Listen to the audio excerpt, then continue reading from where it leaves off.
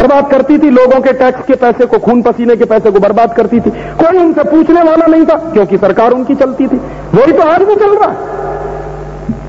आपकी कौन सी ऐसी सरकार है जो लोगों से लिए गए खून पसीने के टैक्स को ईमानदारी से खर्च करती है और किसी ठीक काम में खर्च करती है? आपके खून पसीने की कमाई से जो टैक्स वसूला जाता है वो खर्चा कैसे होता है? मैं लोगों को अक्सर उदाहरण देता हूं 2-3 कि कैसे आपका टैक्स खर्च किया जाता है। आपसे जबरदस्ती टैक्स वसूलते हैं और टैक्स खर्च कैसे करते हैं? टैक्स खर्च करते हैं कि एक बार हिंदुस्तान की पार्लियामेंट के 30 एमपीज गए विदेश यात्रा पर, उनके लिए करोड़ों रुपया खर्च किया गया। कहां से आया वो पैसा? आपके दिए गए टैक्स में से निकाला सरकार ने। क्या करने गए थे विदेश यात्रा पर? 30 एमपीज को भेजा था अमेरिका और यूरोप के तमाम देशों में, यह सीखने के लिए कि हिंदुस्तान में हिंदी कैसे लागू की जाए।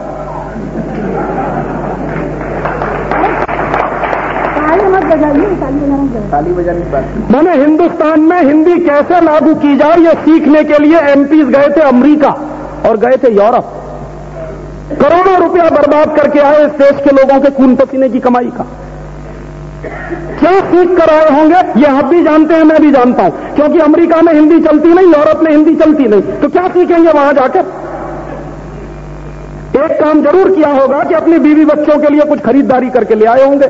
जो मानसिक गुलामी बैठी हुई है कि इंपोर्टेड माल बहुत अच्छा होता है तो लाके घर भर दिया होगा, और इससे ज्यादा क्या किया होगा इन्होंने? अभी कुछ दिन पहले मैं गोवा में था, 12-13 दिन में गोवा में रहा। गोवा में मेरी एक पब्लिक मीटिंग हुई थी। उस पब्लिक मीटिंग में 2-3 धारासभ्य बैठे हुए थे, एमएलएस बैठे हुए थे असेंबली के।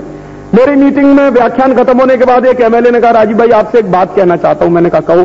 कि नहीं कोने में जाके कहूंगा अकेले में। तो मैंने कहा चलो भाई, क्या ऐसी खास बात है जो कोने में जाके कहेंगे? तो कहने लगा अभी कुछ दिन पहले हमारी सरकार ने हमको सिंगापुर भेजा था। तो मैंने कहा कौन कौन गए थे? कि पूरे एमएलए भेजे थे, अपोजिशन के, पार्टी के, सबको भेज दिया सिंगापुर। क्या करने गए थे? गोवा में ट्रैफिक की प्रॉब्लम कैसे सॉल्व की जाए उसको सीखने सिंगापुर गए थे। माने गोवा के लोगों के खून पसीने की कमाई का टैक्स बर्बाद करने गए थे सिंगापुर। तो मैंने कहा क्या सीख के आए सिंगापुर में? कि कुछ नहीं सीखा। मैंने कहा कुछ तो सीखा होगा, बहाने के लिए, गोवा की जनता को बेवकूफ बनाने के लिए कुछ तो आपने कहा होगा कि हम क्या लेके आए सिंगापुर से। तो उन्होंने कहा कि हम बस इतना ही करके आए कि सिंगापुर में जो ट्रैफिक पुलिस का ऑफिसर है उसकी ड्रेस हमको बहुत अच्छी लगी, वो ही हम ले आए वहां से। और वो गोवा के ट्रैफिक पुलिस ऑफिसर को उन्होंने पहना दी है। अभी आप कभी गोवा जाइए तो इस समय गोवा का जो ट्रैफिक पुलिस का सिपाही है वो वही ड्रेस पहनता है जो सिंगापुर में ट्रैफिक पुलिस का सिपाही पहनता। उन्होंने मान लिया कि ट्रैफिक प्रॉब्लम सॉल्व हो गई। करोड़ों रुपया बर्बाद किया होगा उस काम के लिए। कैसे आपका टैक्स बर्बाद होता है सरकारों के द्वारा? हिंदुस्तान में कुछ मंत्री हैं जो एक्स मिनिस्टर हो गए। पहले वो मिनिस्टर थे, तो जैसे ही उनका ब्लड प्रेशर हाई होता था रोज हवाई जहाज में उड़ के लंदन पहुंच गए, कभी ह्यूस्टन पहुंच गए, कभी कहीं पहुंच गए। जैसे हिंदुस्तान के सब डॉक्टर मर गए, यहां कोई हॉस्पिटल है ही नहीं, उनका इलाज तो वहीं होगा विदेश में जाके।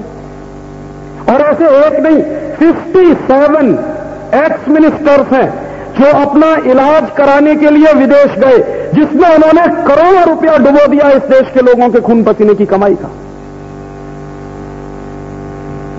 हमारे कुछ दोस्तों ने दिल्ली में सुप्रीम कोर्ट में पब्लिक इंटरेस्ट पिटीशन किया है इस मुद्दे पे। तो जैसे ही हम सुप्रीम कोर्ट में गए तो 57 एमपीज के कान खड़े हो गए। बहुत कोशिश की उन्होंने कि ये मत करिए मत करिए मत करिए, डराया धमकाया सब किया। मैंने कहा हमको पता चल गया है, हम करेंगे। देश की जनता को पता तो चले कि तुम कैसे बर्बाद करते हो देश के लोगों का पैसा। और हम लोगों ने एक ही प्रे किया है उनसे कि जो पैसा इन्होंने खर्च किया है अपने इलाज पर वो इनसे वसूलना चाहिए, क्योंकि वो नेशनल मनी है, इनके बाप का नहीं है, इनके घर का नहीं है। तो कोर्ट ने नोटिस इशू किए हैं, और नोटिस इशू किए हैं तो उसमें कुछ होने की संभावना है। और होने की संभावना है तो एक दिन आपको पता चलेगा कि हिंदुस्तान में ऐसे 57 नेता हैं जो अपना इलाज के लिए करोड़ों रुपया बर्बाद करके आए हैं विदेशों में। ऐसे आपका पैसा बर्बाद करते हैं ये, जो आप टैक्स के रूप में इनको देते हैं। और ये सरकार पता है कैसी है? मैं अक्सर एक गंभीर बात कहता हूं लेकिन मजाक में कहता हूं उसको। हिंदुस्तान में एक शराबी पति जैसा व्यवहार करता है वैसे भारत सरकार व्यवहार करती है। शराबी पति क्या कहता है? शराबी पति कहता है अपनी पत्नी से कि आज पैसा दे दे, कल से पीना छोड़ दूंगा।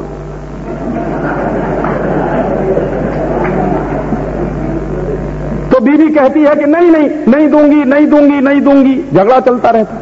फिर बेचारी बीवी पसीज जाती है, दे देती है निकाल के, इस उम्मीद में कि शायद ये कल से शराब पीना छोड़ देगा। वो कल दूसरे दिन फिर आ जाता और कहता आज और दे दे, अब कल से नहीं पीऊंगा। और उसकी कल कभी नहीं आती। वो रोज लेके जाता है घर से और पैसा बर्बाद करके आता है शराब में। हिंदुस्तान की सरकार की यही हालत है। वो क्या कहती है? आज दे दो 31 दिसंबर तक, कल से नहीं मांगेंगे आपसे। क्या है ये VDIS? एक शराबी पति जिस तरह अपनी बीवी से पैसा निकालता है, ठीक वही हालत में भारत सरकार आपसे पैसा निकालने के लिए VDIS चला रही है कि बस 31 दिसंबर तक दे दो, फिर नहीं आएंगे आपके दरवाजे पर। कोई गारंटी नहीं है। जैसे शराबी पति का भरोसा नहीं किया जा सकता, वैसे ही इस सरकार का भरोसा मत करिए आप। कोई गारंटी नहीं है कि 31 दिसंबर तक आपने निकाल के दे दिया तो 1 जनवरी को फिर आपकी छाती पे आके ना खड़े हो जाए कि अब दे दो हमको फिर दोबारा। ये ऐसे ही करने वाले क्यों जानते हैं? शेर के मुंह में जब आदमी का खून लग जाता है तो आसानी से आदमी का शिकार नहीं छोड़ता। इन सरकारों के मुंह में खून लग गया है आपके मुफ्त के पैसे की कमाई पर तागड़ धिन्ना करने का। ये सरकारों के मंत्रियों को अगर टैक्स देना पड़ता ना, MPs को टैक्स देना पड़ता, तो उनको पता चलता कि दर्द क्या होता है। आपने कभी सुना है किसी अखबार में कोई खबर आई है कभी? मैं आपको चैलेंज कर रहा हूं इस बात के लिए, कोई पत्रकार बैठा हो तो उसको भी मैं चैलेंज कर रहा हूं कि आजादी के 50 साल में इनकम टैक्स वाले हिंदुस्तान के किसी नेता के घर में गए हैं? आपने कभी सुना? आजादी के 50 साल में एक नेता थे जिनकी मृत्यु हो गई। कहना नहीं चाहिए क्योंकि हमारे यहां मर जाता है उसके बारे में नहीं कहना चाहिए, लेकिन मैं आपको याद दिलाने के लिए कह रहा हूं। उनका नाम था जगजीवन राम। एक दिन उन्होंने भरी हुई पब्लिक मीटिंग में कह दिया था कि मैं हमेशा अपना इनकम टैक्स रिटर्न भरना भूल जाता हूं, हमेशा भूल जाता हूं। लेकिन इनकम टैक्स वाले कभी नहीं गए जगजीवन राम के घर पर छापा मारने के लिए। रोज आपकी छाती पे खड़े रहते हैं, लेकिन नेताओं के घर आज तक कभी कोई नहीं गया छापा मारने के लिए। क्यों? नेताओं के लिए अलग कानून है, आपके लिए अलग है। और सबसे ज्यादा काला धन अगर किसी के पास है तो नेताओं के घर में मिलेगा आपको। पूछ लीजिए, नहीं तो सुखराम के बिस्तर के गद्दे के नीचे से 4 करोड़ कहां से निकल आया? पूछिए। ऊपर वाले ने दे दिया, आपके घर में नहीं दिया, मेरे घर में नहीं दिया, सुखराम के ही घर में दिया। तो अगर एक नेता के बिस्तर के गद्दे के नीचे से 4 करोड़ निकल सकता है तो उसके बैंक बैलेंस सारे के सारे सीज करके देखिए, सैकड़ों करोड़ निकल आया है उसमें से।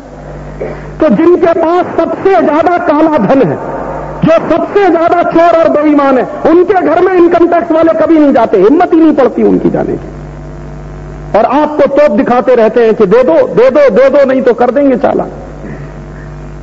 तो नेताओं के लिए एक अलग कानून है, आपके लिए दूसरा कानून है। कौन सा देश है ये? और कौन से देश में आप रह रहे हैं? मेरे हिसाब से तो ये कानून ही नहीं होना चाहिए, और कानून है तो सबके लिए एक जैसा होना चाहिए। उसमें नेताओं को क्यों छोड़ा जाता है, आम आदमी को क्यों परेशान किया जाता है? लेकिन है, और इस बात को कोई राजनीतिक पार्टी नहीं उठाती, क्योंकि हर पार्टी में ऐसे नेता हैं। चोर चोर मौसेरे भाई होते हैं ना। किसी राजनीतिक पार्टी ने यह प्रश्न नहीं उठाया आज तक कि नेताओं के घर पर इनकम टैक्स की रेड क्यों नहीं होती, क्यों उद्योगपतियों के ही घर पर होती है, क्यों हिंदुस्तान के साधारण लोगों के घर पर? किसी पार्टी ने यह सवाल नहीं उठाया। मैं किसी का नाम नहीं लेना चाहता। सीधी सी बात है कि उनके पार्टी में भी ऐसी चोर है जिनके घर में ब्लैक मनी मिलेगा। तो जब चोर चोर सब इकट्ठे हो जाते हैं ना, तो चूसते हैं लोगों का खून। वही हो रहा है आपके देश में। सब इकट्ठे हो गए हैं, दिखने में सब अलग अलग पार्टी के हैं, खून चूसने में कोई पीछे नहीं है आपसे, सब एक जैसा करते हैं। ये तो हम देख ही रहे हैं 50 साल। कितनी पार्टियों को हमने बदल बदल के देखा। जरा बताइए कि किसी का शासन दूसरी पार्टी से फर्क दिखाई देता है आपको? कोई कोई ऐसा शासन आपको दिखाई देता है कि ये बाकी पार्टी से अलग है? सब तो एक जैसे हैं। तो फिर काहे के लिए मशक्कत करते हैं कि इस पार्टी को दे दो, उस पार्टी को दे दो, उसको कर दो, उसको कर दो? सब तो एक जैसे हैं। और मैं आपसे कह रहा हूं कि हिंदुस्तान में करप्शन का सबसे बड़ा कारण है इनकम टैक्स एक्ट। हिंदुस्तान में करप्शन का दूसरा सबसे बड़ा कारण है सेंट्रल एक्साइज एक्ट। और ये दोनों कानून जिस दिन खत्म हो जाएंगे, मैं आपको दावे से कह सकता हूं 70% करप्शन इस देश में खत्म हो जाएगा। क्यों?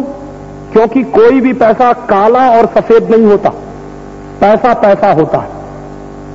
कानून गलत है जो एक पैसे को काला कहता है, दूसरे पैसे को सफेद कहता है। और अगर गलत कानून है उसके हिसाब से आपको हांका जा रहा है डंडा मार मार के, बजाय इसके कि हम वो गलत कानून ही बदल लें, तो व्यवस्था ठीक हो जाएगी। और मैं ये बात हमेशा कहता हूं, ओपनली कहता हूं, पब्लिकली कहता हूं कि जिस दिन हिंदुस्तान में इनकम टैक्स डिपार्टमेंट बंद हो जाएगा, जिस दिन सेंट्रल एक्साइज डिपार्टमेंट बंद हो जाएगा, जिस दिन ऑक्ट्रा बंद हो जाएगा, जिस दिन टोल टैक्स बंद हो जाएगा, जिस दिन सेल्स टैक्स डिपार्टमेंट बंद हो जाएगा, हिंदुस्तान का 90% करप्शन दूर हो जाएगा। क्योंकि ये डिपार्टमेंट अंग्रेजों ने बनाए थे आपको करप्ट बनाने के लिए। तो आपका करप्शन दूर तभी होगा इस देश में जब तक आप ये डिपार्टमेंट बंद नहीं कराएंगे, ये कानून रद्द नहीं। और ये डिपार्टमेंट बंद कैसे होंगे? ये डिपार्टमेंट बंद होंगे जो अंग्रेजों द्वारा बनाए गए कानून है उनको रद्द करवाया जाए, तब ये डिपार्टमेंट बंद होंगे। हम लोग कोशिश कर रहे हैं अपने स्तर पे। हम लोगों ने एक लिस्ट बनाई है। अंग्रेजों के जमाने के 3735 ऐसे जितने कानून है वो सब रद्द होने चाहिए, इसकी हम कोशिश कर रहे हैं। लॉ कमीशन को हमने चिट्ठी लिखी और लॉ कमीशन को हमने चिट्ठी लिखी है और उनसे हमने यही कहा कि ये लॉ कमीशन बनाया ही इसलिए गया था कि अंग्रेजों के जमाने के जो गलत कानून है उनको रिपील किया जाए, उनकी जगह पर जरूरत हो तो नए कानून बनाए जाए। आप क्या कर रहे हैं 50 साल से? तो उन्होंने उसका नोटिस लिया है। और नोटिस कैसे लिया है? एक भाई ने कहा उस चिट्ठी को पढ़कर कि आपकी चिट्ठी पढ़ी तो पता चला कि हिंदुस्तान में अंग्रेजों के जमाने के 3735 कानून चल रहे हैं। ये उन्होंने पता किया जब हमारी चिट्ठी पढ़ी है। हमको क्या जवाब मिला है? आपकी चिट्ठी को प्रधानमंत्री के पास भेज दिया गया है, उनकी तरफ से आदेश आएगा तो उसकी कार्यवाही शुरू कर दी जाएगी। अब वो कार्यवाही 10 साल में पूरी होगी, 50 साल में कोई नहीं जानता है। इसलिए मैं कहता हूं लोगों से कि इस देश में सच्ची आजादी आई नहीं है, आपको लड़ना पड़ेगा। बिना लड़े ये कानून रद्द नहीं होंगे। और ये भी जान लीजिए कि कोई राजनीतिक पार्टी इन कानूनों को रद्द नहीं कराएगी, क्योंकि हर राजनीतिक पार्टी को एक ही डर है कि अगर ये कानून रद्द हो गए तो कौन उनके पास जाएगा? उनकी तो हैसियत खत्म हो जाएगी। नेताओं के पास आप क्यों जाते हैं? नेताओं के पास आप तब जाते हैं जब इनकम टैक्स वालों ने फंसा दिया, सेंट्रल एक्साइज वालों ने फंसा दिया। किसी नेता के पास आप पकड़ेंगे, उसको 10-20 हजार, 50 हजार, 1 लाख देंगे, भैया इसमें से छुड़ा दो। जब ये चक्कर ही नहीं रहेगा तो नेताओं की पूछ कैसे होगी? इसलिए कोई पार्टी तैयार नहीं है ये रद्द कराने। ये तो हिंदुस्तान की जनता को करना पड़ेगा, ये तो आपको करना पड़ेगा, ये तो मुझे करना पड़ेगा। क्योंकि इसकी मार आप खा रहे हैं, इसकी मार मैं खा रहा हूं। नेताओं पर इसकी मार नहीं पड़ रही इसलिए उनको दर्द नहीं है। कानून रहे तो रहे, चले जाए तो चले जाए। ये मार आप पर पड़ रही है, मुझ पर पड़ रही है, इसलिए मुझे और आपको करना पड़ेगा। कोई और नहीं आके करेगा, बाहर का कोई आदमी नहीं आएगा, स्वर्ग से उतरकर कोई नहीं आएगा। पुरुषार्थ आपको करना पड़ेगा। भगवान भी उसी का साथ देता है जो पुरुषार्थी होता है। भगवान उसका साथ कभी नहीं देता जो चादर तान के सोता रहता है। पुरुषार्थी बनना पड़ेगा आपको, और ऐसे गलत व्यवस्थाओं के कानून आपको रद्द कराने पड़ेंगे। ऐसे ही कुछ और भी दूसरी व्यवस्थाएं जो अंग्रेजों के जमाने की हैं जिनको रद्द कराना पड़ेगा। जैसे मैं एक और कहता हूं कि हिंदुस्तान के समाज में आज सबसे ज्यादा अन्याय है क्योंकि हमारी न्याय व्यवस्था ठीक नहीं है। हमारा जो जुडिशियल सिस्टम है वो बर्बाद है, इसलिए न्याय नहीं है इस समाज में। ये हमारे जुडिशियल सिस्टम की ही बलियारी है कि बड़ा बड़ा करप्शन करने वालों को भी जमानत मिल जाती है और 100, 200, 500 रुपए की घूस लेने वालों को जेल के अंदर कर दिया जाता है। जो 960 करोड़ रुपए का घोटाला करते हैं उनको जमानत मिलती है, और जो बेचारा 150 रुपए का घोटाला करे उसको जेल के अंदर कर देते हैं। आपका जुडिशियल सिस्टम ठीक नहीं है। हिंदुस्तान में इतने करोड़ों के घोटाले हुए हैं पिछले 7-8 साल में। 70,000 करोड़ रुपए के घोटाले हुए हैं पिछले 7 साल में। रिकॉर्ड कायम हुआ है, कभी नहीं हुआ जो रिकॉर्ड, वो अब कायम हुआ है। और 70,000 करोड़ के घोटाले करने वाले लोग जिंदा हैं, उनमें से सब नहीं मरे हैं, 2-1 मर गए हैं, बाकी सब जिंदा हैं, लेकिन उनको जेल नहीं हो रही है। सब छूटे हुए इधर उधर घूम रहे हैं, और उनमें से कई लोग तो शायद इस बार इलेक्शन की तैयारी भी कर रहे हैं। तो आपकी कानून व्यवस्था लचर है, आपकी न्याय पद्धति बेकार है, जिसमें बड़े बड़े करप्शन करने वालों को खुली छूट है, माने बड़े बड़े मगरमच्छों को खुली छूट है, छोटी छोटी मछलियों को पकड़ने के लिए जाल बिछा के बैठे हुए। तो ये न्याय की पद्धति ठीक नहीं है, क्योंकि ये अन्याय करती है। और ये न्याय की पद्धति ठीक क्यों नहीं है? क्योंकि अंग्रेजों ने इसको कायम किया है। आपको मालूम नहीं है, अंग्रेजों के ऑफिसर्स थे, वो हिंदुस्तान में सबसे ज्यादा करप्शन करते थे। अंग्रेजों के ऑफिसर सबसे ज्यादा करप्शन करते थे इस देश में। और अंग्रेजों के ऑफिसर सबसे ज्यादा करप्शन करते थे, तो उस करप्शन में से छूटने के लिए भी वो रास्ते बना के रखते थे। तो हर किए हुए करप्शन में से छूटने का रास्ता बनाकर रखने के लिए कानून ऐसे लचर बनाते थे जो हर एक को छोड़ने का रास्ता देता था। एक सबसे करप्ट ऑफिसर था अंग्रेजों का, रॉबर्ट क्लाइव, उसको कभी कोई सजा नहीं हुई, क्योंकि कानून इस तरह के बनाए थे। एक और करप्ट ऑफिसर था वॉरेन हेस्टिंग्स, उसको कभी सजा नहीं हुई। और करप्ट होने के साथ साथ बहुत अत्याचारी पुलिस ऑफिसर था डायर, उसको कभी सजा नहीं हुई। करप्ट होने के साथ साथ अत्याचारी पुलिस ऑफिसर था सैंडर्स, उसको कभी सजा नहीं हुई। तो क्यों नहीं हुई? क्योंकि कानून ऐसे लचर थे। हर एक ऑफिसर अंग्रेजों का छूट जाता था, कभी भी उस कानून के चक्कर में नहीं आता था। बेचारे सीधे साधे हिंदुस्तानी उसमें मारे जाते थे, क्योंकि न्याय व्यवस्था ऐसी बनाई थी। और मैकॉले ने बनाया था इस देश में आईपीसी का कानून, जिसके आधार पर चलता है हिंदुस्तान का न्यायालय। इंडियन पीनल कोड मैकॉले का बनाया हुआ है। और मैकॉले जब इस कानून को बना रहा था तो अक्सर एक बात कहा करता था वो, कि मैं हिंदुस्तान में एक ऐसी व्यवस्था लागू करने जा रहा हूं जिसके लागू होने के बाद हिंदुस्तानी लोगों को कभी न्याय नहीं मिलेगा। वो खुद कहता था इस बात। तो क्या होगा? हिंदुस्तान के लोग मुकदमे दर मुकदमे लड़ते रहेंगे, लेकिन कभी न्याय नहीं मिलेगा किसी को। मुकदमों के फैसले होते रहेंगे, लेकिन न्याय कभी किसी को नहीं मिलेगा। और वो कितना कुटिल आदमी था, वो कहा करता था कि जिस समाज में लोगों को न्याय मिलना बंद हो जाता है, वो समाज खंड खंड टूट जाता है।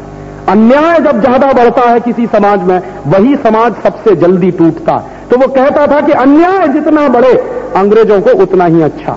इसके लिए उसने बनाया था आईपीसी, बनाया था सीआरपीसी, बनाया था सीपीसी, और वही इस देश में चल रहा है आजादी के 50 साल के बाद भी।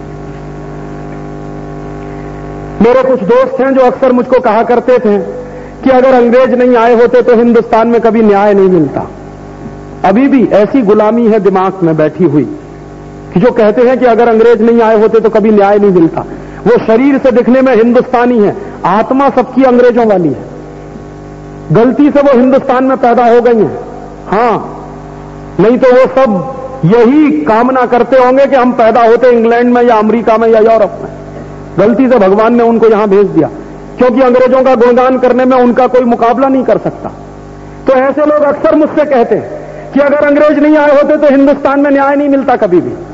तो मैं उन लोगों का जवाब देने के लिए अक्सर एक घटना सुनाता हूं छोटी सी, कि जब अंग्रेज नहीं आए थे, अंग्रेजों की न्याय पद्धति नहीं थी इस देश में, तो कैसा न्याय मिलता था हिंदुस्तान के लोगों को, और जब अंग्रेज आए तो कौन सा अन्याय हो रहा है लोगों के ऊपर।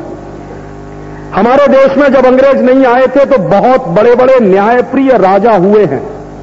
सबसे ज्यादा न्यायप्रिय राजा माना जाता है चंद्रगुप्त विक्रमादित्य। चंद्रगुप्त विक्रमादित्य के बारे में कहा जाता है हिंदुस्तान के इतिहास में कि उसका पूरा का पूरा समय गोल्डन पीरियड था, स्वर्ण युग था। उसका कारण जानते हैं क्या? 2 गंभीर बातें हैं जो समझिए। चंद्रगुप्त का समय सबसे अच्छा समय माना जाता है। क्यों?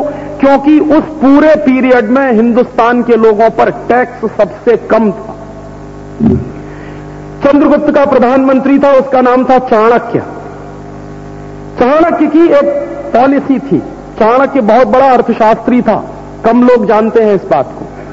तो चाणक्य की क्या पॉलिसी थी अर्थशास्त्र की? दुर्भाग्य से हिंदुस्तान के नौजवानों को पढ़ाई नहीं जाती। वो रॉबिन्सन पढ़ाए जाते हैं, एडम स्मिथ पढ़ाए जाते हैं, फलाने डिमा के सब पढ़ते हैं, लेकिन चाणक्य कभी नहीं पढ़ाया जाता हिंदुस्तान के अर्थशास्त्र। सारे विदेशियों का इकोनॉमिक्स तो हम पढ़ते हैं, और उसको मैं अर्थशास्त्र नहीं कहता, अनर्थशास्त्र कहता हूं, जो विदेशियों का हम पढ़ते हैं और पढ़ाते हैं अपने बच्चों को। चाणक्य जो सही में अर्थशास्त्री था उसको कोई नहीं पढ़ता और नहीं पढ़ाता, क्योंकि सिस्टम अंग्रेजों का दिया हुआ, सिलेबस उनका बनाया हुआ है। हम हैं हिंदुस्तानी, पढ़ते हैं स्मिथ के बारे में, स्मिथ हुआ होगा, मर गया होगा, मरा होगा, हमसे क्या लेना देना स्मिथ के बारे में हम पढ़ें। हम हिंदुस्तान में रहते हैं, हिंदुस्तानी अर्थशास्त्रियों के बारे में पढ़ना चाहिए, हमको पढ़ाना चाहिए, नहीं होता। तो चाणक्य का अर्थशास्त्र क्या कहता था? चाणक्य कहता था कि किसी भी समाज में कुल उत्पादन का 5% से ज्यादा नहीं होना चाहिए, और वो कहता था कि टैक्स का रेट जितना कम होगा रेवेन्यू कलेक्शन उतना ही बढ़ेगा। ये बात आप लागू करके देखिए कि टैक्स की दर जितनी कम होती है टैक्स की अर्निंग उतनी ही बढ़ जाती है। हिंदुस्तान में ही देख लीजिए, 97% वाला जब इनकम टैक्स लगता था तो टैक्स कलेक्शन होता था मुश्किल से 1000 करोड़, 500 करोड़। अब वो 97% वाला घटा के 30% कर दिया है, तो अब टैक्स कलेक्शन है इनकम टैक्स में 20,000 करोड़। देख लीजिए आप, कितना बड़ा अर्थशास्त्री था चाणक्य, उसका सत्य सिद्ध कर लीजिए आप। हिंदुस्तान में एक मुख्यमंत्री हुआ जम्मू कश्मीर में, उसका नाम था गुलाम बख्शी। एक बार उसने चाणक्य का अर्थशास्त्र पढ़ के अपने राज्य में लागू किया। उसने क्या किया कि टैक्सेशन का रेट बहुत कम कर दिया और एक फ्लैट रेट कर दिया टैक्स का 10%। उस जमाने में भी जम्मू कश्मीर में 30% के आसपास टैक्स रेट था, उसको भी घटा दिया, 10% कर दिया। बहुत लोगों ने उसकी आलोचना की और कहते थे कि ये डुबो देगा, बर्बाद कर देगा, ऐसा हो जाएगा, वैसा हो जाएगा। 1 साल तक उसने कहा कि इसको चालू रखूंगा मैं, कम से कम एक एक्सपेरिमेंट करके तो देखूं, चाणक्य अगर कहता था तो उसका सत्य कितना है ये अंदाजा तो मुझे लगे।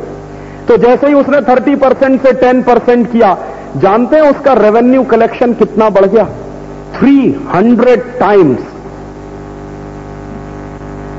जितना वो रेवेन्यू कलेक्ट करता था 30% के टैक्स रेट पर, उससे 300 गुना ज्यादा रेवेन्यू उसने कलेक्ट किया 10% के रेट पर। और वो 10% से अगर 5% कर दिया होता तो शायद 400 टाइम्स हो जाता। तो चाणक्य से बड़ा अर्थशास्त्री दुनिया में कौन होगा?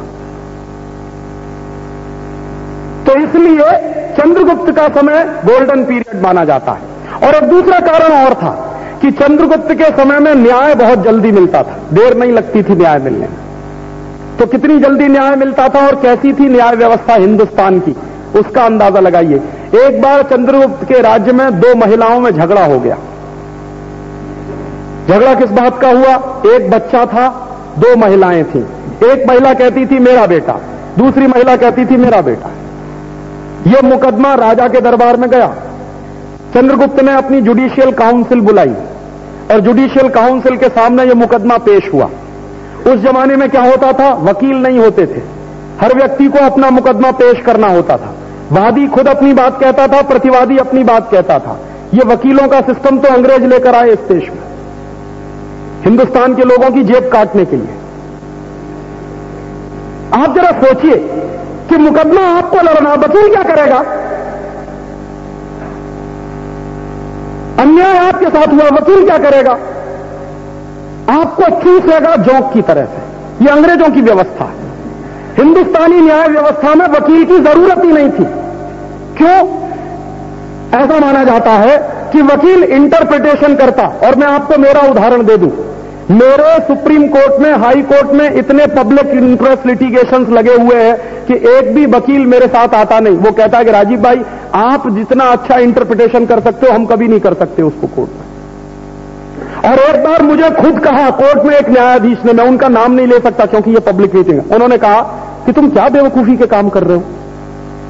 तुम पहले किसी वकील को समझाओगे, अपना पूरा केस बताओगे, हो सकता है 50% समझ में आए, हो सकता है 25% उसको समझ में आए, फिर वो मुझको समझाएगा, तो तुम सीधा मुझको क्यों नहीं समझा देते अपना केस?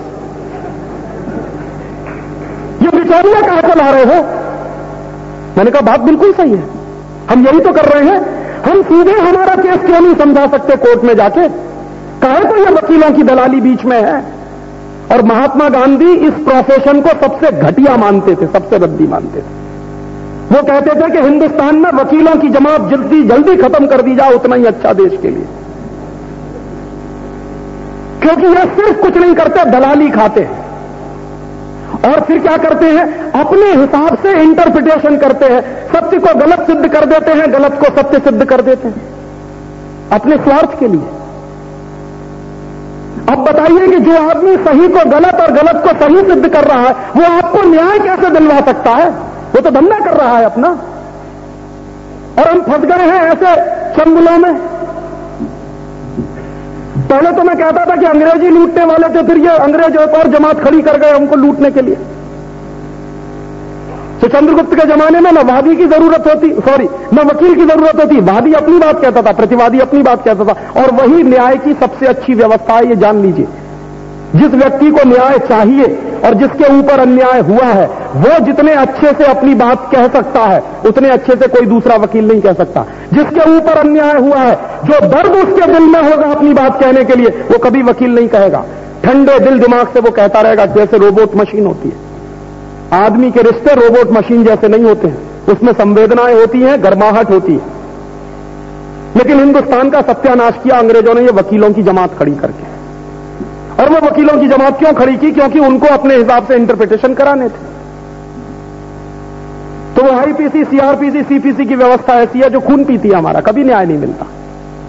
और ये उदाहरण मैं इसलिए दे रहा हूं कि आप समझिए कि हिंदुस्तानी न्याय पद्धति कैसी थी, कितनी मजबूत थी। तो जब दो महिलाओं को खड़ा कर दिया कोर्ट में, राजा ने कहा कि तुम सिद्ध करो कि ये बच्चा तुम्हारा। एक महिला खड़ी हो गई, उसने सिद्ध कर दिया बच्चा उसका। फिर दूसरी महिला को कहा कि अब तुम सिद्ध कर दो कि ये बच्चा तुम्हारा। दूसरी भी खड़ी हो गई, उसने भी सिद्ध कर दिया। राजा धर्म संकट में पड़ गया कि दोनों कहती हैं कि बच्चा उसका है, सच्चाई क्या है? असली मां कौन है, नकली मां कौन है? तो असली मां और नकली मां का पता लगाने के लिए उसने क्या किया, एक तलवार मंगाई और कहा कि बच्चे को आधा आधा काट दो, आधा एक मां को दे दो, आधा दूसरी मां को दे दो। तो जैसे ही बच्चे को काटने के लिए उसने तलवार उठाई, वैसे ही असली मां खड़ी हो गई और उसने कहा नहीं नहीं, बच्चे को काटो मत, चाहो तो पूरा का पूरा दूसरी मां को दे दो, कम से कम जिंदा तो रहेगा। राजा समझ गया कि असली मां अपनी आंखों के सामने किसी बच्चे को कटता हुआ नहीं देख सकती। तो उसने क्या किया, नकली मां से बच्चा छीनकर असली मां को दे दिया और इस पूरे मुकदमे का फैसला 3 मिनट के अंदर हो गया। अब आप इसी मुकदमे को लेकर चले जाइए सुप्रीम कोर्ट में, या चले जाइए हाई कोर्ट में, या चले जाइए लोअर कोर्ट में, तो मैं आपको यह कह सकता हूं कि कम से कम 20 साल लग जाएंगे। यह तय नहीं हो पाएगा कि कौन असली मां है, कौन नकली मां है। और हो सकता है असली मां भी मर जाए, नकली मां भी मर जाए, मुकदमा चलता रहेगा।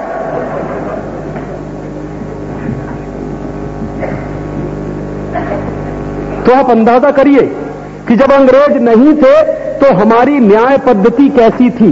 3 मिनट के अंदर न्याय मिलता था। और आप एक दूसरी बात भी जानते हैं, अगर आपको समय पर न्याय नहीं मिलता तो आपके साथ अन्याय हो रहा है। Justice delayed, justice denied. और हिंदुस्तान के सभी कोर्ट्स में इस समय 3 करोड़ से ज्यादा मुकदमे पेंडिंग हैं जिनमें न्याय नहीं हो पा रहा। 3 करोड़। और वो 3 करोड़ मुकदमे अगर पेंडिंग है तो हिंदुस्तान के 3 करोड़ परिवारों को न्याय की उम्मीद है। पता नहीं कितने साल से पेंडिंग है, और वो बेचारे न्याय की उम्मीद में कब इस दुनिया से चले जाएंगे, पता नहीं कब उनको न्याय मिलेगा। ये अंग्रेजों की न्याय पद्धति, ये न्याय नहीं करती, अन्याय करती। और इस पद्धति में क्या होता है, एक बात ध्यान से सुनिए, न्याय एक अलग चीज है, कानून के आधार पर फैसला एक दूसरी चीज है। हिंदुस्तान के जितने न्यायालय हैं उन सभी न्यायालयों में न्याय नहीं होता, कानून के आधार पर फैसले होते हैं। मैं जब भी जाता हूं, हम तो अक्सर जाते रहते हैं कोर्ट्स में, हमेशा मुझे एक ही बात सुनाई देती है कि यहां पर कानून के आधार पर फैसले किए जाते हैं, और अगर कानून गलत है तो फैसले गलत होंगे, और अगर कानून गलत है तो फैसले गलत होंगे। तो न्याय कहां मिला मुझे? अन्याय ही हुआ मेरे ऊपर। तो जिन स्थानों पर कानून के आधार पर फैसले होते हो, न्याय नहीं मिलता हो, उन स्थानों को हम न्यायालय कैसे कहें? कैसे कह सकते हैं कि हम ये न्यायालय हैं? हम उनको कायदालय तो कह सकते हैं, कानूनालय तो कह सकते हैं, वो न्यायालय कहते हैं। हर जगह लिखा रहता है जिला सत्र न्यायालय, फलाना न्यायालय, उच्च न्यायालय, उच्चतम न्यायालय। न्यायालय है कहां? वो न्याय मिल क्या रहा है मुझे? मेरे तो मुकदमे में कानून के आधार पर फैसला हो रहा है। जरूरी नहीं है कि वो कानून सही ही हो, और अगर कानून गलत है तो अन्याय होगा मेरे साथ, तो उनको हम न्यायालय क्यों कहें? इनका नाम बदल देना चाहिए, सबका कायदालय कर देना चाहिए, कानूनालय कर देना चाहिए। कैसे मानूं कि न्याय मिलेगा मुझे? और न्याय इसलिए नहीं मिलेगा कि कानून गलत है। कानून गलत कैसे है? मैं आपको एक उदाहरण दूं। हिंदुस्तान में एक कानून है। क्या कानून है? जन्म लेने से पहले किसी बच्चे को मारिए तो एबॉर्शन, और जन्म लेने के बाद मारिए तो हत्या। देखिए जरा, जन्म लेने के पहले किसी बच्चे को मार दिया जाए तो वो है एबॉर्शन, मात्र गर्भपात, और जन्म लेने के बाद मारा जाए तो वो है हत्या। हत्या करने वाले को जेल होती है, एबॉर्शन कराने वाले को डॉक्टरी का दर्जा मिलता है। वो डॉक्टर है, वो हत्यारा नहीं है क्या? और ये अधिकार उसको किसने दिया है कि वो एक आने वाले जीव की हत्या करे? आप तो जानते हैं, भ्रूण जैसे ही 1-1.5 महीने का होता है उसमें जान पड़ जाती है। सारे डॉक्टर्स कहते हैं इस बात को। तो वो एक जीवित बच्चा है। ये एक अलग बात है कि वो जीवन से थोड़ा बाहर है, अंदर है कहीं, तो उसको हम मार दें तो वो एबॉर्शन होगा, और बाहर आ जाए तब मारे तो हत्या होगी। हत्या करेंगे तो फांसी हो जाएगी, एबॉर्शन कराएंगे तो डिग्री मिलती है डॉक्टरी की, क्लिनिक चलता है, धंधा चलता है, एबॉर्शन कराने वालों का धंधा चलता है, हत्या करने वालों को जेल मिलती है। कौन सा कानून है ये? न्याय कहां मिल रहा है इसमें? ऐसे ये कानून है इस देश में कि 16 साल से ऊपर की गाय है, 16 साल से ऊपर का बैल है, तो उसको काट देना चाहिए, कत्ल कर देना चाहिए, क्योंकि कानून है। क्यों कर देना चाहिए? तो कानून बनाने वालों ने तर्क ये दिया कि 16 साल से ऊपर की गाय और बैल जो होती है वो बूढ़ी हो जाती है, तो बूढ़ी हो जाती है तो सिर्फ चारा खाती है, दूध नहीं देती, किसी काम की नहीं होती, इसलिए उसको काट देना चाहिए। तो ये तर्क तो यहां भी लागू होता है कि 60 साल से ऊपर के मां बाप किसी काम के नहीं होते, उनको भी काट देना चाहिए। फिर तो तर्क की कोई तो सीमा नहीं होती ना। जो तर्क एक जगह लागू हो रहा है वो दूसरी जगह भी हो सकता है। तो क्या हम यह तर्क मान लेंगे कि हमारे मां बाप क्योंकि बूढ़े हो गए इसलिए उनका कत्ल कर देना चाहिए, किसी काम के नहीं है? गाय को तो हम मां मानते हैं ना, क्योंकि पोषण करती है हिंदुस्तान के करोड़ों लोगों का, तो उसको हम कत्ल करवाने को तैयार हैं क्योंकि वो 16 साल से ऊपर की हो गई है। कानून है, इसमें न्याय कहां है? और जहां सिर्फ कानून है, न्याय नहीं है, वो समाज सबसे ज्यादा अन्याय बर्दाश्त करने वाला है। और वही अन्याय आज हर व्यक्ति पर हो रहा है। पूछिए, जो लोग कोर्ट और कचहरी के चक्कर में फंस जाते हैं, जिंदगी बर्बाद हो जाती है। सबसे बड़ा अन्याय है लोगों के ऊपर कि एक बार अगर कोई कोर्ट कचहरी के चक्कर में फंस गया तो जिंदगी चली जाएगी, उसकी खेत बिक जाएगा, उसके घर बिक जाएंगे, उसके गहने बिक जाएंगे, और इसकी कोई गारंटी नहीं है कि घर बेचकर, गहने बेचकर, खेत बेचकर उसको न्याय मिल ही जाएगा। कोई गारंटी नहीं है इसकी। हिंदुस्तान के लाखों लाखों, करोड़ों करोड़ों लोग, गांव में रहने वाले बेचारे सीधे साधे लोग ऐसे ही बर्बाद हो रहे हैं इस कोर्ट कचहरी के चक्कर में, ऐसे ही बर्बाद हो रहे हैं। न्याय कहां मिल रहा है? हिंदुस्तान की आजादी के सपने का क्या हुआ है फिर? और न्याय तभी मिलेगा हिंदुस्तान में जब आईपीसी खत्म किया जाएगा। न्याय तभी मिलेगा जब ये सीआरपीसी खत्म किया जाएगा। न्याय तभी मिलेगा जब सीपीसी खत्म किया जाएगा। तो कुछ लोग ये कहेंगे कि आईपीसी खत्म हो जाएगा, सीआरपीसी खत्म हो जाएगा, सीपीसी खत्म हो जाएगा, तब क्या होगा? जब आईपीसी नहीं था, सीआरपीसी नहीं था, सीपीसी नहीं था, तब क्या होता था? हमारे पास बहुत सारी व्यवस्थाएं हम बना लेंगे अपनी, और इतनी बुद्धि तो है ही हमारे पास कि हम हमारी व्यवस्था बना सकते हैं और चला सकते हैं। हिंदुस्तान के लोग इतने बुद्धिशाली हैं, कोर्ट उनको मरवा देता है। कई बार क्या होता है, दो पार्टियां झगड़ा अगर करती हैं, सुलह करने को तैयार है, वकील सुलह नहीं होने देता क्योंकि फीस नहीं मिलेगी उसको। कई बार ऐसा होता है। हिंदुस्तान की सरकार ने मैट्रिमोनियल केसेस के लिए कोर्ट्स खोल दिए। मियां बीवी में कभी कभी झगड़ा हो जाता, होते ही रहते हैं और होने भी चाहिए, क्योंकि कई बार विचारों का मेल नहीं होता तो ठीक ही है, थोड़ा बहुत तो चलता ही रहता। लेकिन वो मैट्रिमोनियल केसेस में हमेशा तलाक तक नौबत ले जाके पहुंचा देते हैं।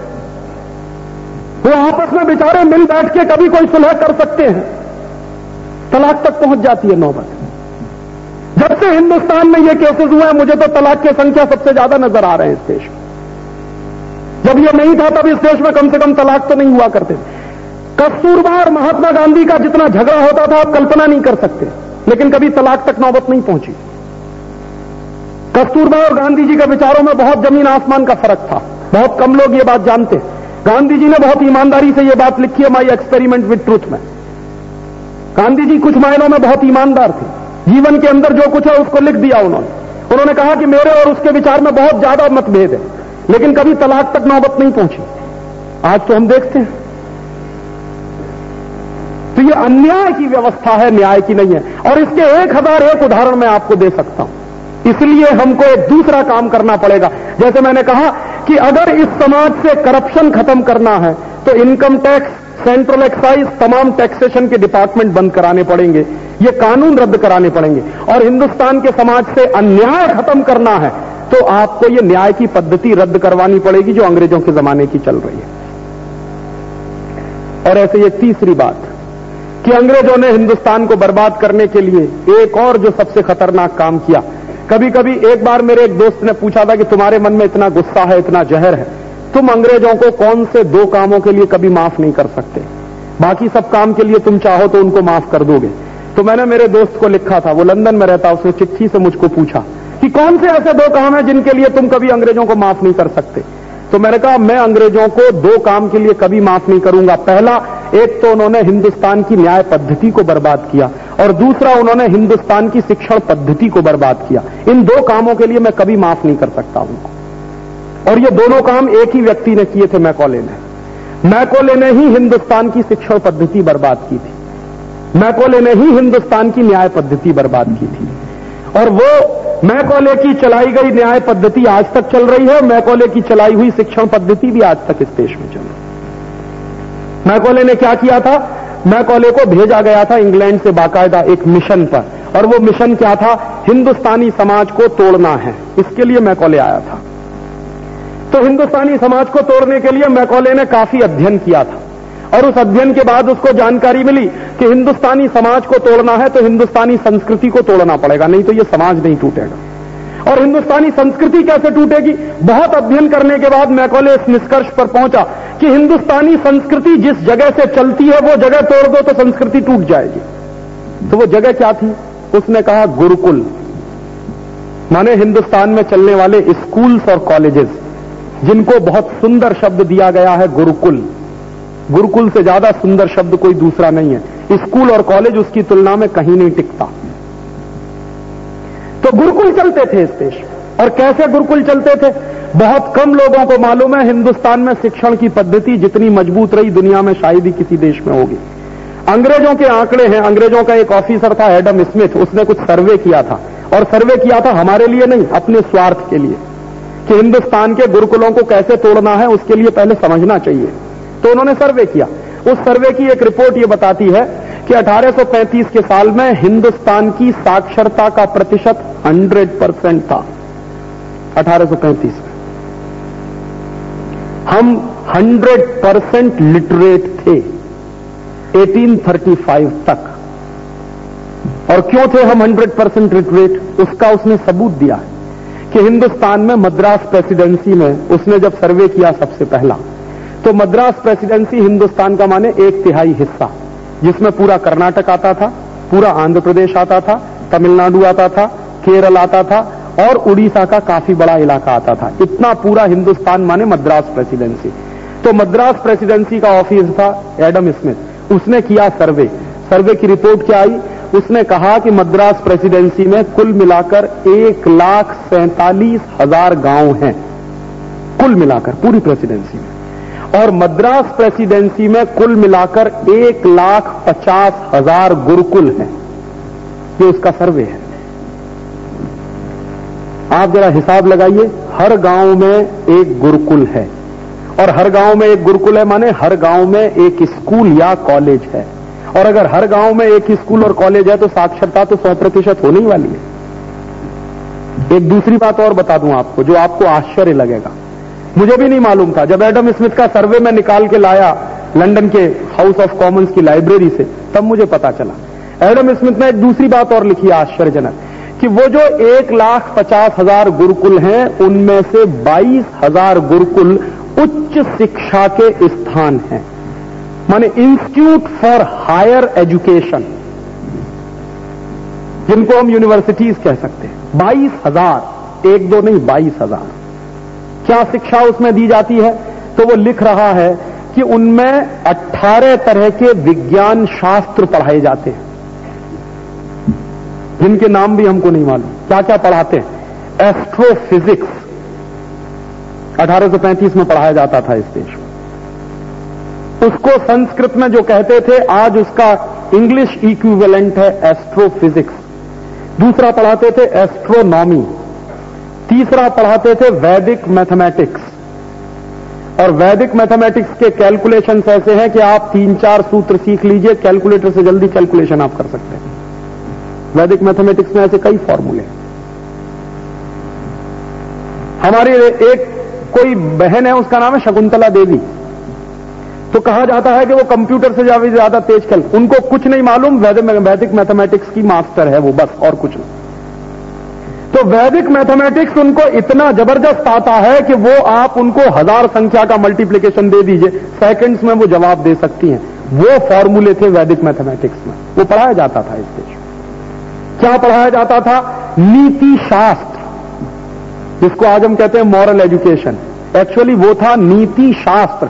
नीति शास्त्र में था, इसको समझिए, विज्ञान में और शास्त्र में फर्क होता।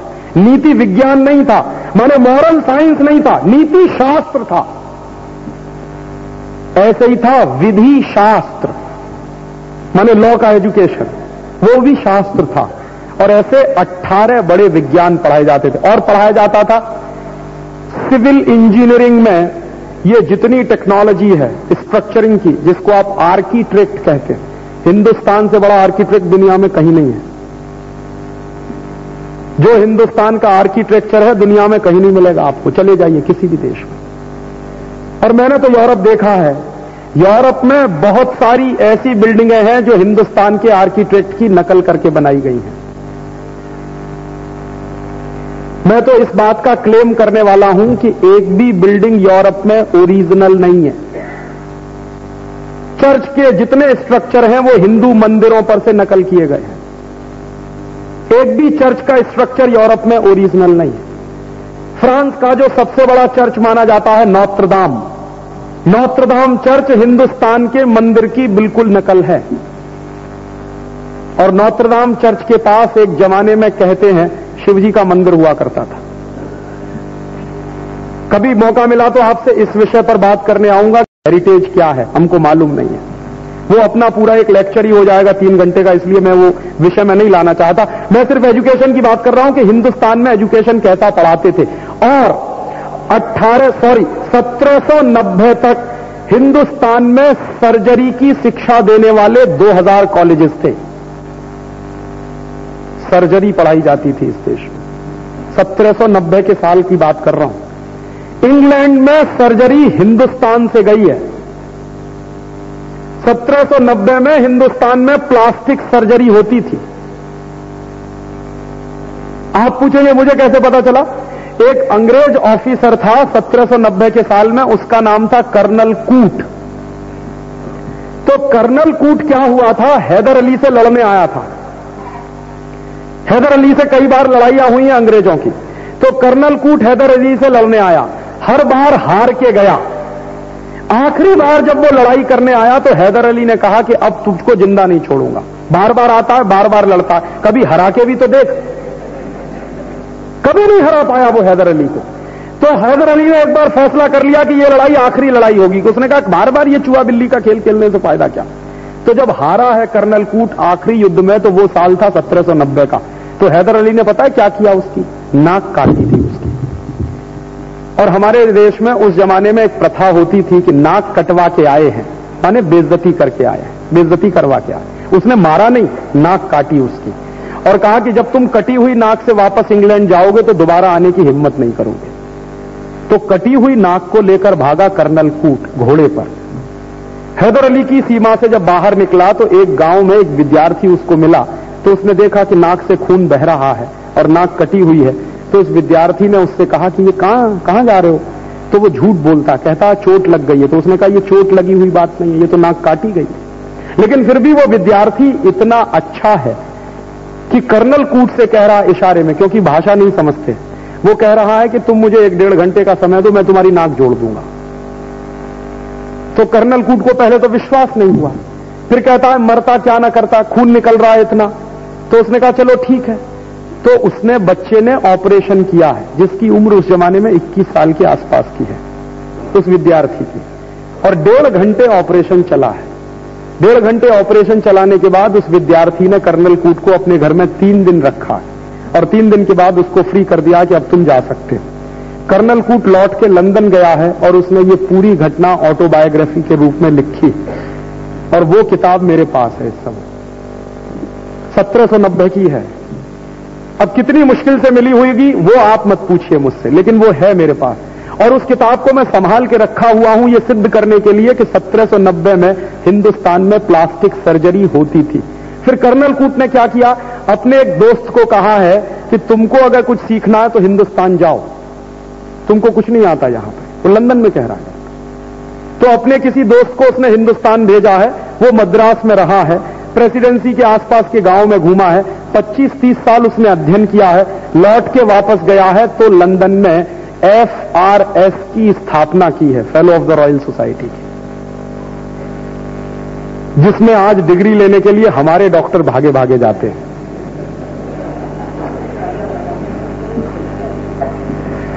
तो हिंदुस्तान में शिक्षा का तंत्र कैसा है उसकी ये एक झलक मैं आपको दे रहा हूं।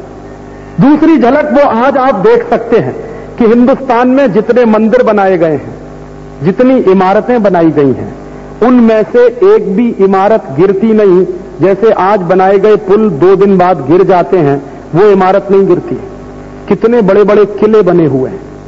मेरे गांव में जहां का मैं रहने वाला हूं, एक गढ़ी बनी हुई है, पूरा का पूरा किला मिट्टी से बना हुआ है, मड से, और आज तक नहीं गिरा है। कितने 100 साल पुराना है आप उसकी कल्पना नहीं कर सकते, आज तक नहीं गिरा है। क्या मिट्टी है? कुछ नहीं है, ब्लैक कॉटन सॉइल है। और वो ब्लैक कॉटन सॉइल का प्रिपरेशन ऐसा है जो खड़ी हुई है सैकड़ों साल से। कोई माई का लाल दावा करके दिखा दे कंक्रीट की बिल्डिंग जो खड़ी रह जाए 100 साल से भी ज्यादा। ये साइंस था हमारे यहां, ये हम पढ़ते थे, ये हमारे यहां पढ़ाया जाता था। हिंदुस्तान के आर्किटेक्ट के बारे में तो दुनिया के तमाम दूसरे लोगों ने लिखा। वेन सांग एक चीनी यात्री है, उसने हिंदुस्तान के आर्किटेक्ट के बारे में एक ही शब्द कहा है, मार्वलस। हो नहीं सकता, कल्पना की बाहर है उसके। एक फ्रांसीसी आया है, उसका नाम है बर्नियर, पियरे बर्नियर। मूल रूप से वो साइंटिस्ट है लेकिन घूमने का काम बहुत करता है। जब वो यहां आया है तो हिंदुस्तान के आर्किटेक्ट के बारे में उसने जो किताब लिखी है पढ़ने लायक है। क्या विज्ञान रहा है इस देश में। बर्नियर ने एक मंदिर के बारे में लिखा, हिंदुस्तान में दक्षिण में कहीं है, अब वो जगह शायद नहीं है, हो सकता मंदिर टूट गया हो कुछ साल में। वो लिख रहा है कि मंदिर में मैं गया तो अद्भुत विज्ञान का वहां मैंने वो देखा। मंदिर में एक जगह मैं खड़ा हुआ, मैंने चिल्लाना शुरू किया तो मेरी आवाज 3 किलोमीटर तक जा रही थी, और उसके एक कदम बाद मैंने चिल्लाना शुरू किया तो मेरी आवाज बगल वाला नहीं सुन सकता। तो ये कोई बहुत गहराई साइंस होगा, ऐसे ही नहीं बनाया गया। कोणार्क के सूर्य मंदिर का दरवाजा आप कभी देखने जाइए, मैं गया हूं, सूर्य निकलते ही पहली किरण भगवान के ऊपर जाती है। तो कोई साइंस था, कोई मजाक नहीं है। और इतना गहरा साइंस रहा होगा तब ये स्ट्रक्चर हैं जो आज भी हम देख रहे हैं। भग्नावशेष भी हमारे जो है, ध्वस्त खंडहर भी हैं जो कहानी कह रहे हैं कि कितनी बड़ी विज्ञान हमारे पास रही है। वो विज्ञान हमारे एजुकेशन सिस्टम का हिस्सा था और उस विज्ञान से हिंदुस्तान चलता था। जैसे मैंने आपसे कहा 10,000 फैक्ट्रियां थी लोहा बनाने वाली, कल्पना हो सकती है किसी को। और उस जमाने में जितना लोहा बनता था वो करीब करीब उतना ही है जितना आज बनता है इस देश में। कोई मजाक नहीं था इस देश में, बहुत गहरा विज्ञान था। हमारे यहां कपड़े को रंगने के लिए जो रंग बनाते हैं, जो नेचुरल कलर्स बनाते हैं, दुनिया में उससे बड़ा विज्ञान कहीं नहीं था। अभी भी आप जाइए कोयंबटूर के इलाके में, आपको वो सब मिल जाएगा, मैं तो देख के आया हूं। अभी भी आप जाइए मध्य प्रदेश में सरगुजा के इलाके में, आपको ऐसे लोग मिल जाएंगे जो स्टील बनाने की टेक्नोलॉजी जानते हैं।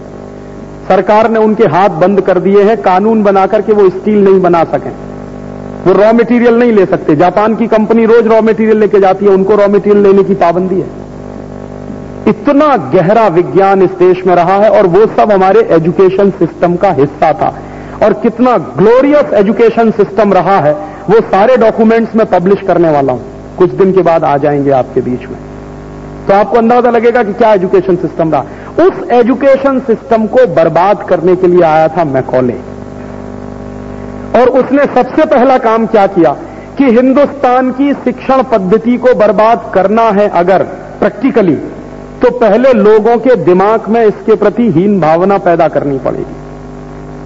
तो उसने हिंदुस्तान में आकर एक मुहावरा कहना शुरू किया कि जो अंग्रेजी की पढ़ाई है वो सर्वोच्च और जो संस्कृत की पढ़ाई है वो सबसे रद्दी, ये कहना शुरू किया। और मैकॉले ये कहता था कि कोई भी गलत बात कहते रहो कहते रहो कहते रहो कहते रहो, एक दिन उसका असर होता। ये उसने शुरू किया। और उसके साथ साथ उसने एक दूसरा काम और शुरू किया कि ये जितने गुरुकुल चलते हैं, उच्च शिक्षा के अध्ययन के केंद्र चलते हैं, इन एक चीज और, माफ करिएगा ये थोड़ा विषयांतर हो जाएगा, याद आ गई तो बता दूं। उन उच्च शिक्षा के केंद्रों में जो लोग पढ़ने जाते थे वो कौन थे?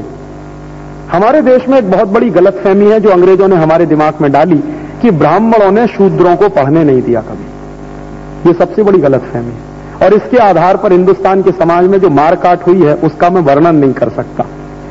एडम स्मिथ के आंकड़े बताते हैं कि मद्रास प्रेसिडेंसी में जितने गुरुकुल हैं उनमें पढ़ने वाले विद्यार्थियों में 72% शूद्र हैं, 28% द्विज। द्विज समझते हैं? ब्राह्मण, क्षत्रिय और वैश्य। तो ब्राह्मण, क्षत्रिय, वैश्य हैं 28% और शूद्र हैं 72%। लड़कियों की क्या स्थिति है? 100% लिटरेसी है लड़कियों में। कोई भी लड़की को घर में नहीं बिठाया जाता, स्कूल जाना ही पड़ता है उसको पढ़ने। और कभी कोई लड़की की ऐसी स्थिति है कि वो स्कूल नहीं जा सकती तो गुरुकुल का अध्यापक घर आता है उसको पढ़ाने के लिए। ये सिस्टम है पूरे मद्रास प्रेसिडेंसी, ये वो लिख रहा है।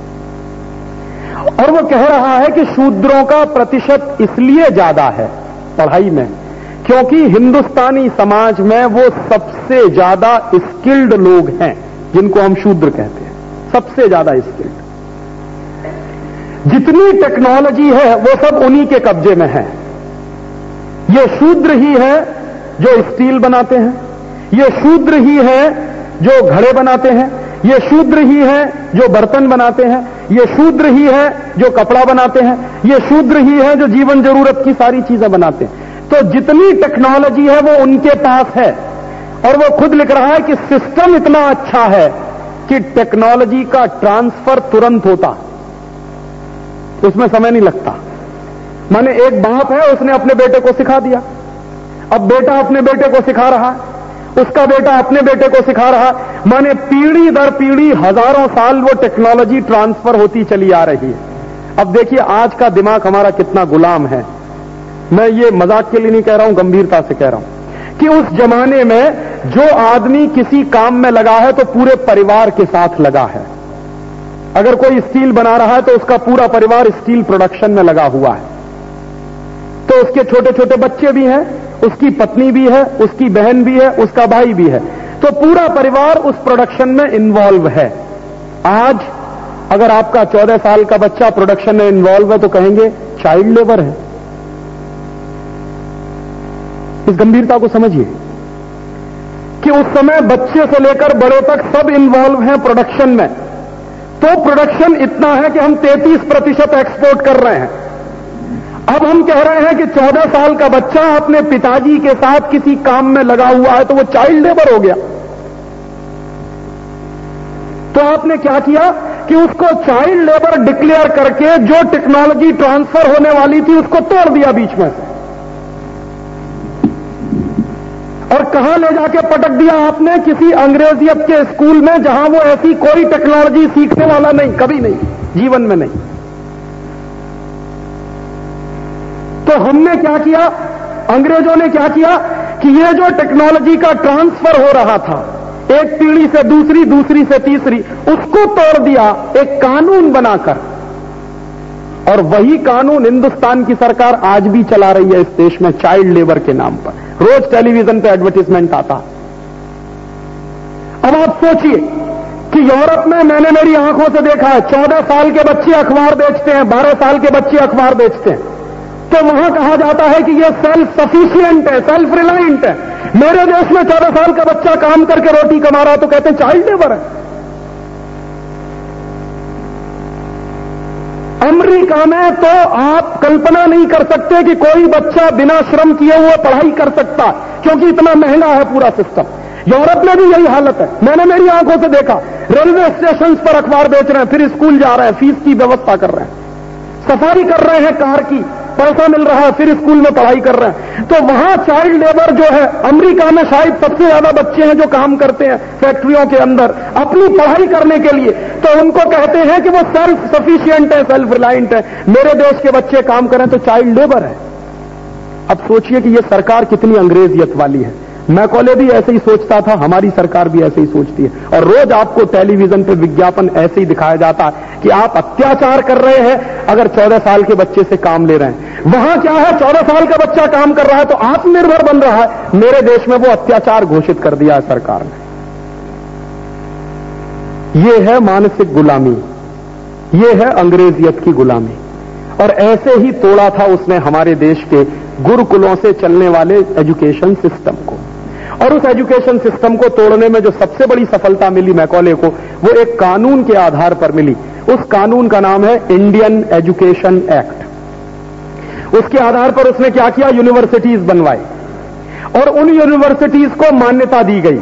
संस्कृत से चलने वाले गुरुकुलों की मान्यता खत्म की गई और मान्यता खत्म हो गई सरकारी दस्तावेजों में, लेकिन समाज में मान्यता खत्म नहीं हुई। तो क्या किया, अध्यापकों को मार मार कर, पीट पीट कर, गुलाम बनाकर भेज दिया लंदन। आपको शायद मालूम नहीं है, अंग्रेज एक अत्याचार करते थे, इंडेंजर्ड लेबर बनाते थे हिंदुस्तानी लोगों को, यहां से मजदूर बना के ले जाते थे, जिनको हम गुजराती में कहते थे गिरमिटिया मजदूर। गांधी जी सबसे पहला केस उन्हीं के लिए लड़ने गए थे, गिरमिटिया मजदूरों के लिए। जो गिरमिटिया मजदूर यहां से गए हैं वो पता है कौन लोग हैं, हिंदुस्तान के हाईली स्किल्ड पर्सन थे जिनको गिरमिटिया मजदूर बना के ले गए। गिरमिटिया मजदूर यहां से गए हैं वो पता है कौन लोग हैं, हिंदुस्तान के हाईली स्किल्ड पर्सन थे जिनको गिरमिटिया मजदूर बना के ले गए।